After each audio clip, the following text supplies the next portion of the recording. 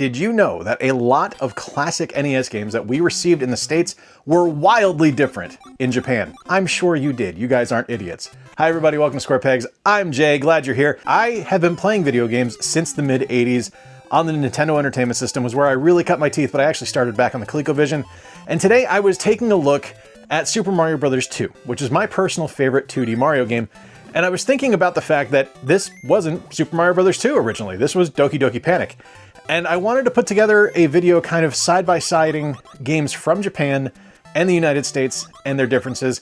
This isn't going to be super in-depth. This is going to be very surface level because I don't really have the knowledge base there. If you want to see some videos talking about this more in depth, check out John Riggs' channel. John does some awesome content there. But we're going to kick things off, like I said, with Super Mario Bros. And Doki Doki Panic, and go into some other games as well. Let's start off right now. So yeah, launching things with Doki Doki Panic and Super Mario Bros. 2, and this is one where, I mean, I knew of Doki Doki Panic in periphery, but I hadn't ever really played it until recently because it was just not something I ever really accessed because, I mean, Super Mario Bros. 2 was my favorite. I was happy with Super Mario Bros. 2, and that was plenty for me. But Doki Doki Panic has some major differences, and it goes beyond just visuals, because from a visual perspective, it's very, very kind of jarringly different, where you have almost a quasi-Arabian setting for the characters instead of our favorite Mario characters, which we all know. The visuals in the game are also a little bit more stilted. They're a lot less animation frames for each character and for the enemies and stuff like that, so it's a little bit more of a kind of, I don't know, it just feels like an earlier game, I guess, than it is when compared to Super Mario Bros. 2.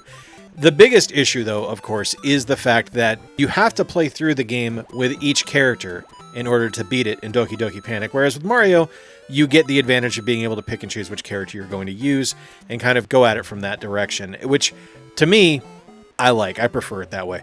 Both of them are really good, though. Both of them are excellent games, and both of them should be played, especially if you're interested in kind of the history of Super Mario Bros. 2 and to see where it came from. You should absolutely play Doki Doki Panic. This is the game that actually kind of inspired it. If you guys remember, a couple of months ago, I did a video where I talked about the video game Whomp on the NES, and to me, it felt like it was some kind of a different, like, based on an anime or something like that. And I ended up finding it was based on the Monkey King legend, and found out, you know, this whole thing where it's actually Saikyo World, or Saiyuuki World 2, the demon god of heaven, and Whomp. And one of the really neat things about it is there's actually a Switch release for this now, where you can pay $8 and get essentially a 2-pack of this game, where you're able to play this amazing platformer, where there's the differences between the two characters, which I really, really love. I'm really excited that this exists and that Jalico brought this forward. I think it's very clever. Obviously the NES and the Famicom versions are difficult, and you need to learn from it. The Switch one has some rewind features and things like that built in, which I really like. But other than that, it's basically just a palette swap. That's all you're really getting here, is just kind of the difference in the palettes. And that's okay, because I think it's a really clever kind of change to take it from Monkey King to a Native American story, even if it is incredibly stereotypical and stuff like that. It's still a fun game, and it was one that I loved when I was younger. I still think it's a blast today. When it comes to classic characters, it doesn't get much more classic than Donald Duck and Snoopy from Peanuts. And it kind of is fitting that they ended up being games that were based off of each other, or at least Snoopy was based off of Donald Duck. So Donald Duck is a collection of minigames, and it's kind of goofy minigames. Not Goofy the character, but Goofy the experience. So the minigames are things like boot tossing and pogo stick jumping, stuff like that. And that's identical for Snoopy. You just swap the Donald characters for the Snoopy characters. So you get Cousin Spike instead of Daisy. It's a weird game. I don't necessarily think it's good. Like, I didn't really care for the Snoopy one when I played it. And the Donald one doesn't play any different. Like, it plays identically to the Snoopy one. It's different. It's a different experience. And I'm not used to, like, minigame collections on the NES. So when I got this Snoopy game in from Video Games Monthly and I popped it in, I had no idea what to expect. And, I mean, it's okay. It's neat to see a game based on Snoopy, but it's not something that I think anyone ever really needs to play or play more than once. And interestingly, both of these games, despite the fact that they're based on each other, it's actually based on a game called Alternative World Games on PC. Want to thank Gary from Rock Solid Productions for suggesting this one to me. It was a really interesting title and a really interesting kind of experience to see how identical the two of these really are. There was a golden age where we were getting these amazing kind of like ad-sponsored video games on the NES featuring characters like Cool Spot, or in this case, the Noid from Domino's Pizza. And Yo Noid is one of those games that I just adored on the original NES. I thought it was a great game. Stupid fun, incredibly difficult, but just such a wonderful idea and concept for a title that imagine my surprise when I found out that it was based on the game Kamen no Ninja Hanamaru, and I couldn't really wrap my head around that, because how do you get to a pizza guy or a pizza villain from a ninja game? But cheers to my friend Anurin for suggesting this one, because I had kind of forgotten about it, and I appreciate him reminding me of it. He told me about this one, I think it was on Twitter or Threads or something like that, and it's awesome to play this because you can really see how much difference and how much care was put into the Yo Noid game, because it's very different in appearance from Kamen no Ninja Hanamaru. And that's great, because when you're just kind of playing it, there's familiarity and kind of like these little beats that you'll recognize as you're playing, but it's not one-to-one because the screen and the visuals are so vastly different. But I love it. The differences between Kid Klown in Mayor World and Mickey Mouse 3 Yume Fusen aren't really that major, because the levels are basically the same. I mean, hell, even the press start screen is almost identical. You just swap out Mickey for Kid Klown, and it's really an interesting game. Like, this is already a weird-ass game. Like, it plays weird. There's some weird mechanics involved with the balloons and stuff like that, but when you kind of, like, put them side by side, you realize that they're the same. They're the exact same game. This is just a palette swap, and it's just a few things that are swapped. Mickey gets swapped for Kid Klown, Minnie gets swapped for Princess Honey, and then Pete gets swapped for the Nightmare. So that's about it. I mean, obviously there's some dialogue stuff, and like I mentioned, the title screen and things like that, but it's a really interesting game that I had no idea was a Mickey Mouse game until I was told about this from Rusty Shackles over on Blue Sky, one of my favorite artists. He mentioned this one to me, and I was just like, wow, that's amazing. I had no idea. And it's a really fun kind of thing to look at. I'm not the hugest fan of Kid Klown, I will admit, and that extends to Mickey Mouse because it's the same game, like I said, but it's really neat to see where this one came from and how it started. In retrospect, this one was very obvious that this was based on Dragon Ball Z. But when I was younger and first played Dragon Power, I didn't know what Dragon Ball was. I had no idea. But it was great. When I got this game in a Video Games Monthly shipment for the NES. And when I first played it, I was like, this is weirdly familiar. I remember playing this when I was younger, but why does this feel so much like a Dragon Ball game? It's because it's a Dragon Ball game. It's totally a Dragon Ball game. I mean, in the Famicom version, you play as Goku. It's the whole nine, and you can really see kind of the Akira Toriyama influence in the sprites when you really kind of put that Famicom cartridge in. You can tell what it is, and it's awesome, man. Like, it's really fun. It's not a great game, but it does a lot with what it has, if I'm being honest with you. Like, there's some clunkiness, and there's some kind of weird-ass mechanics to it, but I enjoy it all the same. I think I'm going to cheat on this one a little bit and not talk about Japan here. We're going to talk about Europe, specifically England. This is Contra. Everyone knows Contra. We all love Contra, some of us more than others. Hi, that's me. I like it less than most of you. But over in Europe, it wasn't Contra. It was Probotector, which is just a terrible name.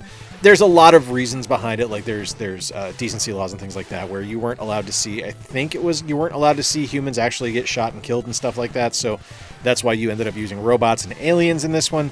And it's interesting. It's completely a surface level thing. Like, it's only the sprites, as far as I can tell, that are different. Like, the music is the same, the weapons are the same, the level layouts are the same. It's just this weird look of having these robot guys fighting these alien guys, as opposed to the more humanoid characters that appeared in the Contra that we're all familiar with.